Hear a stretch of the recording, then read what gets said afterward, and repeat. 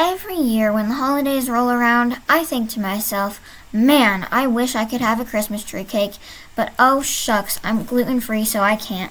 Well, problem solved today, folks, because I made a gluten-free version of the Little Debbie's Christmas tree cakes. Now, I actually made this recipe last year, but I wasn't super happy with how they turned out. It was kind of more or less a fail, so I made it again this year. Here are the ingredients that I'll be using today. Feel free to pause here and take a screenshot, and they'll be in the description below so that you can follow along too. Alright, let's get started. Here's the flour I like to use. It's the Bob's Red Mill gluten-free 1-to-1 flour. I love it because I find that it's the best. It gives me the best results every time.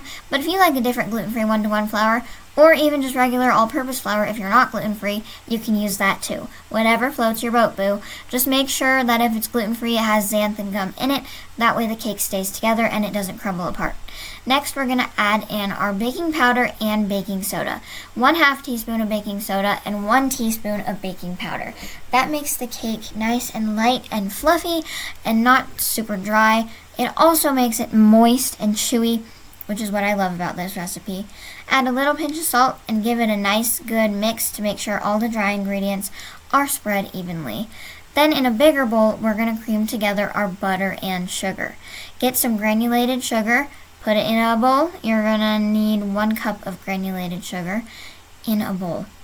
Then cream it with 1/2 cup of softened butter.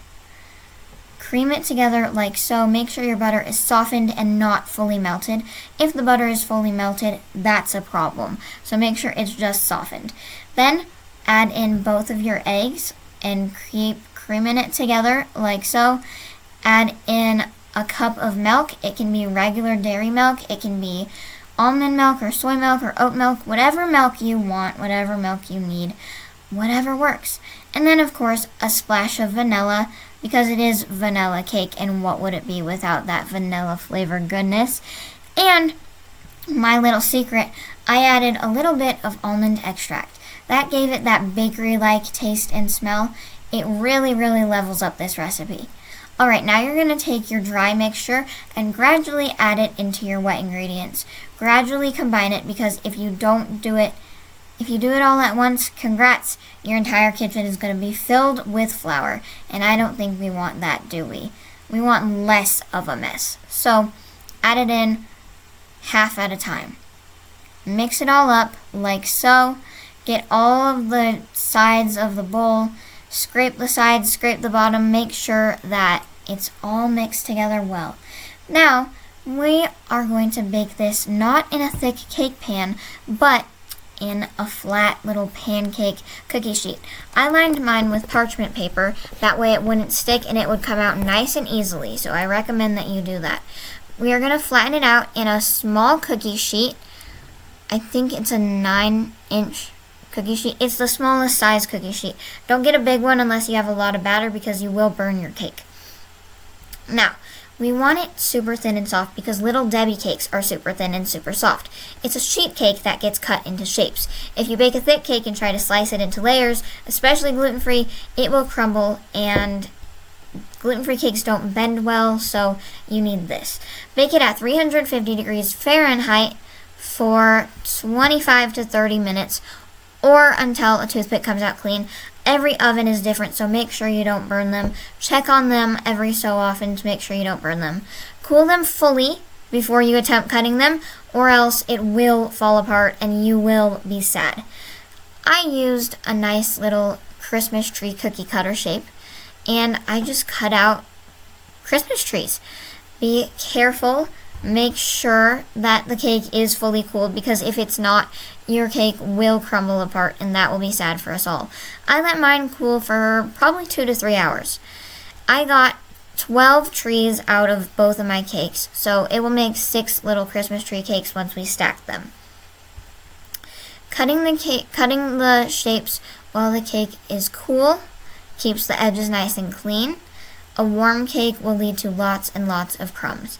If you want, you can even chill your cake before you cut it if you want cleaner edges, but I just did mine at room temperature and it worked perfectly fine. If you don't have a Christmas tree cookie cutter, you can print out a Christmas tree, cut it out, and then trace it with a butter knife or something like that very carefully, but a Christmas tree cookie cutter will give you the cleanest cuts. Once they are all cut out, just set them off to the side, and we will make our filling in a second. But before we do, did you guys know, look, sorry for the shameless plug, but a lot of you guys are like, Kaylee, where do you get your baking supplies? Where do you get the baking storage containers and your pans and measuring cups and all that? I have an Amazon storefront, and it is linked in my description. So yeah, if you were wondering where I get any of my baking stuff, that's where I get it. So yeah, I get a lot of comments and DMs asking me, and that's it. Alright, so now for the filling. Last year's filling, it was giving kindergarten glue sticks. So here are the ingredients for this year's filling. We're going full Little Debbie marshmallow fluff vibes. Marshmallows. I used mini marshmallows, and I melted them into like a stretchy sugar gel that mimics marshmallow cream. I put it in the microwave for about 30 seconds. When you fold it into powdered sugar and some softened butter, it gives it a whipped, bouncy, sticky texture. Basically, we're turning marshmallows into a soft, fluffy pillow for your tongue. That sounded weird. Moving on. I put some softened butter into that. You can see I messed up a little bit at first. With the fully melted butter, you do not want fully melted butter. So I just got some softened butter, put that in there, put some powdered sugar in there. I started with a cup of powdered sugar and added more as I went. I think I used around 3 cups of powdered sugar total, just to get the desired thickness and stretchiness that I wanted, because you do not want it to be soggy or liquidy. You want it to be that nice, thick, creamy consistency. So I mixed it around, added some more powdered sugar, put it in the microwave as needed for 10-second increments until I got it to where all the marshmallows were fully melted and all the powdered sugar was fully incorporated. And let me just say, it turned out perfectly. I am so glad that this one worked, because honestly, I would take this marshmallow fluff over classic buttercream any day, especially in this recipe. Okay, this next step you don't have to necessarily do, but I put mine in a piping bag because I found it so much easier to pipe the filling onto the Christmas trees rather than spread it on with a spoon or a knife. It made it so much easier, so much cleaner, so I recommend putting in a piping bag or just a Ziploc bag with the tip cut off, just to make it a little bit easier on your part. Work smarter, not harder, people. Now we're going to make little Christmas tree sandwiches. Tree, filling, tree. And if your cake pieces don't match perfectly, that's okay. We're just doing our best over here. That's all that matters. I piped the filling onto the trees like so, and then took a half and put it on top. And like I said, I got 12 trees out of this, so it made 6 actual little cakes total. It turned out really good, and the best part is the marshmallow filling does harden a little bit, so your cakes stick together perfectly and they don't fall apart, and they're much more structurally sound than they were last year. If you want to check out last year's video, go do that, but don't make that recipe. Make this recipe instead, because it is so much better. After I got all my trees filled up, I transferred them to a little plate so that they could chill in the fridge. If you want to chill them in the freezer, you can, but I would only recommend that. I put mine in the fridge for about 30 minutes. If you do the freezer, I would probably do 10 to 15 minutes. Not very long, because you don't want them to get too hard. You want them to stay fluffy and soft, just like the real deal. So, while mine were in the fridge, let's talk about this catastrophe. I had some white chocolate melts, and I put them in the microwave, and then I added some milk to thin it out. This is where I made the mistake. I slowed it down for you. See this right here? This was my mistake. Milk. Do not add milk to put... Oh my god, it curdled like cottage cheese because I put it back in the microwave. It was so bad. So, PSA, don't put milk in your melted white chocolate because it will turn into this. But it was okay, because mistakes happen, and I think it happened for a reason, because this alternative solution turned out so much better. So I remembered, hey, what if I just make some more of that marshmallow filling? So I did. I made double the amount of marshmallow filling just so I could have it for the topping, and that worked perfectly. So I just took that same recipe that I did for the filling of the cakes, the powdered sugar, butter, marshmallows, mixed it all up, and we were good to go. I had a perfect filling. The best part about this marshmallow filling is that it does harden, so you can pick up the cakes and they don't fall apart, and it is still like kind of a harder shell, but it's not fully hard like melted chocolate, so this actually worked out better in the end. I'm going to put some white food coloring in there just to make it a bit more stark. As you can see, the white food coloring didn't work all that well, but I did still add a little bit. So yeah, if you add white food coloring, you might just need to do a little bit more because it is kind of weak. Okay, so I'm hoping this works. I have some of my marshmallow mixture colored red here, and then I have some of my white marshmallow mixture here. Here we go. Okay, for this part, my cakes were chilled, so that was good because they weren't super crumbly. If yours are crumbling apart, I would recommend putting them back in the fridge or freezer for a little bit.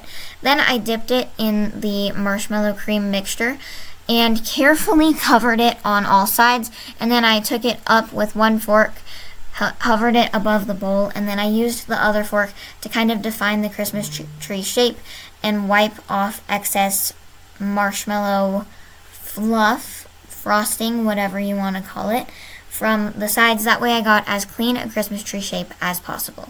Now here is the fun part.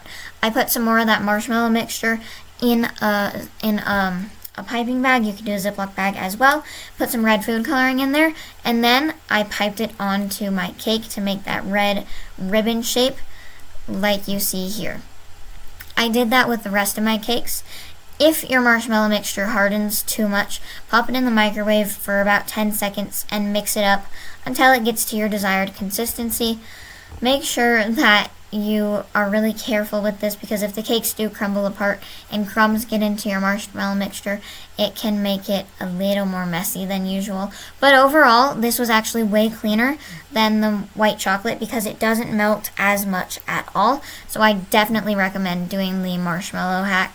Like, I'm so glad that I figured that out. Oh my goodness.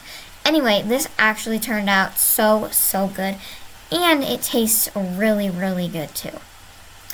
For more decorating tips, I would say if you don't have the green sanding sugar, you can take granulated sugar and mix it with green food coloring to make your own. And if you have red icing, you can put that in a piping bag and use that for the stripes instead. It might turn out a little cleaner.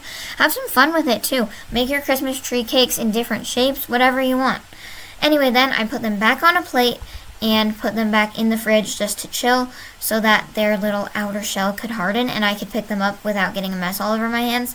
And after about an hour, let me just say, you guys, they turned out so good. They are so soft. The filling is perfect. Here it is next to the reference. I think mine turned out pretty darn good. I would say almost even better than the Little Debbie's ones. They are a little bit thicker and they don't look quite as good, but then again, they are made in a home kitchen and they're not manufactured, so I did my best, and compared to what a machine did, I think I did pretty good. Way better than last year. Thank you guys for watching this Christmas tree cake recipe. If you make these, I hope you enjoy them. Don't forget to like and subscribe for more gluten-free goodness. I'll see you all next time.